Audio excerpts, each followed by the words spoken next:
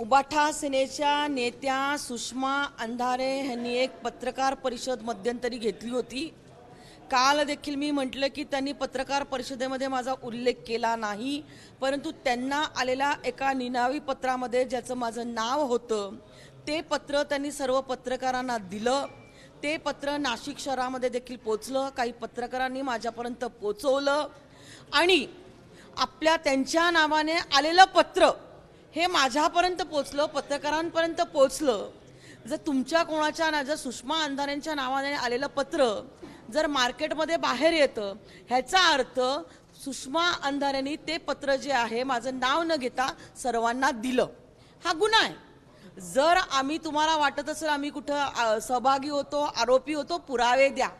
मी तर त्याच दिवशी गृहमंत्र्यांना पत्र दिलं की सदर प्रकरणाची पूर्णतः चौकशी करावी। आपल्याला सर्वांना माहिती आहे की गेल्या 1.5 वर्षांपासून नाशिकला ड्रग मुक्त करण्यासाठी मी कणखर पद्धतीने लढा न घाबरता देत आहे। आता जे पकडले गेलेले आरोपी आहे त्यांचे नावानिशी नंबरनिशी मी गृहमंत्र्यांना दिलेले होते, त्याच्यावरती गृहमंत्र्यांनी तातडीने कारवाई केली आणि महाराष्ट्राच्या सरकारने 50,000 कोटी रुपयाचा ड्रग्ज जे आहेत हे पकडले। महाराष्ट्राच्या इतिहासातली ही सर्वात मोठी घटना आहे। मी गृहमंत्र्यांचं मनापासून अभिनंदन करेल की आम्ही त्यांना माहिती दिल्यानंतर त्यांनी अतिशय सक्षमरित्या कणखररित्या प्रशासनाला कामाला लावून एवढी मोठी कारवाई केली।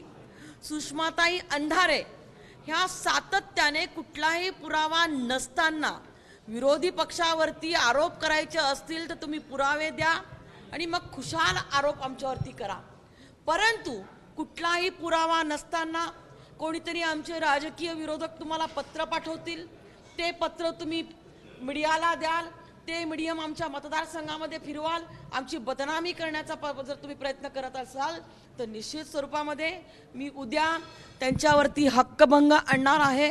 माननीय अध्यक्ष महोदयांना हा हक्कभंग मी सादर करणार आहे आणि सुषमाताई अंधारेंनी माझी विनंती आहे ती त्या उबाठा सेनेच्या नेत्या असतील, परंतु त्यांनी माहिती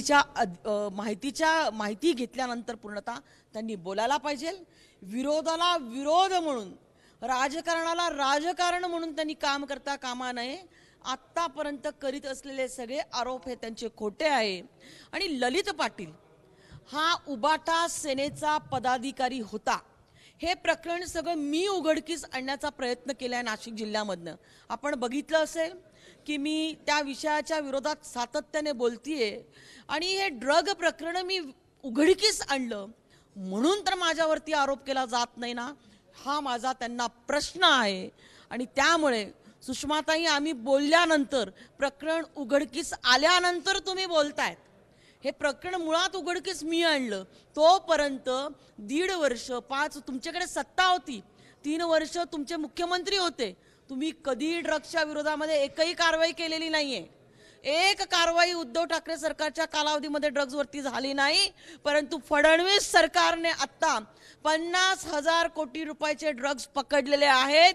त्यामुळे तुमचे मुख्यमंत्री घरात बसून काम करत होते, आमचे एकनाथ शिंदे आणि आमचे देवेंद्र फडणवीस, अजित दादा हे रस्त्यावरती उतरून तरुणांसाठी काम करतायत, हे आज इथं सिद्ध झालेलं आहे। आणि म्हणून मी मनापासून गृहमंत्र्यांचं ह्या विषयाच्या बाबतीमध्ये अभिनंदन करेल की राज्याच्या इतिहासातली सर्वात मोठी कारवाई कोणी केली तर उद्या लोकांना देवेंद्र फडणवीस हेच नाव पुढे घ्यायला लागणार आहे। ड्रग्सच्या बाबतीमध्ये आरोप करणारी ही उबाठा सेनाच होती।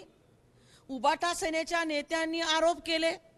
मी म्हणते की जर कोणी त्याच्यामध्ये खराच दोषी असेल, त्यांच्याकडे मंत्र्यांच्या त्यांनी काही नावं घेतली, हो तुम्ही पुरावे असतील तर पुरावे द्या ना।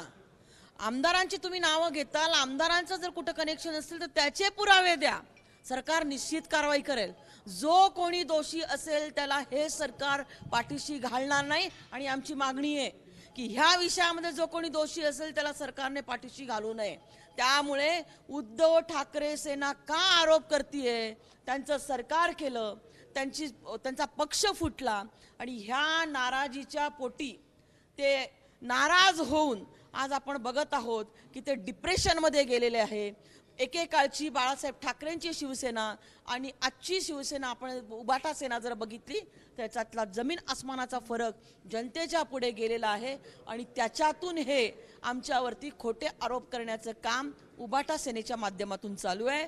परंतु आम्हाला विधिमंडळातून जनतेने आम्हाला निवडून पाठवलेलं आहे आणि आम्हाला अधिकार दिलेल्या आयुध जी आहेत विधिमंडळाची त्या आयुधांचा वापर करून आम्ही निश्चित स्वरूपामध्ये त्यांच्यावरती कारवाई करायला सांगू। मॅडम, तुम्ही 1.5 वर्षापासून या ठिकाणी कोट्यावधीचा ड्रग सापडलेला आहे, यासाठी सेपरेट यंत्रणा देखील आहे, जे नार्कोटिक्स आहे, त्यांनी एका मोठ्या अभिनेत्याच्या मुलावर कारवाई केली। या सगळ्या प्रकरणाची आपण उद्या सभेमध्ये हे करणार आहे, मागणी करणार आहे का?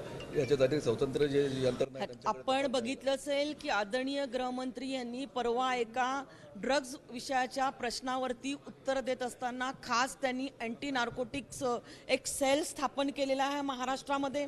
व्यसनमुक्ती केंद्र ते काही ठिकाणी महाराष्ट्रामध्ये स्थापन करू इच्छित आहेत, म्हणजे ॲडिक्शन जे आहे त्याही विषयाला महाराष्ट्राच्या सरकारने, कारण अनेक तरुण आज ॲडिक्ट आहेत, अनेक कुटुंब आज उद्ध्वस्त झाली, त्याचं ॲडिक्शनच्याही बाबतीमध्ये सरकार काम करत आहे आणि ऑलरेडी 50,000 कोटीचे ड्रग्ज हे काही उगाच सापडले नाहीये, त्याच्यावरती सरकारने सर्व स्तरावरच्या यंत्रणा ह्या उभ्या केलेल्या आहे, त्याच्यावरती गृह खातं जे आहे हे सक्षमरित्या काम करत आहे।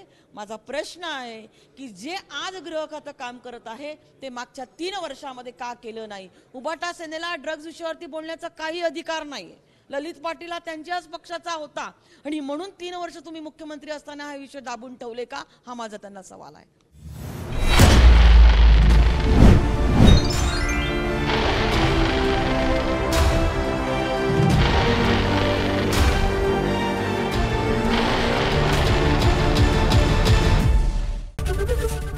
एबीपी माझा, उघडा डोळे बघा नीट।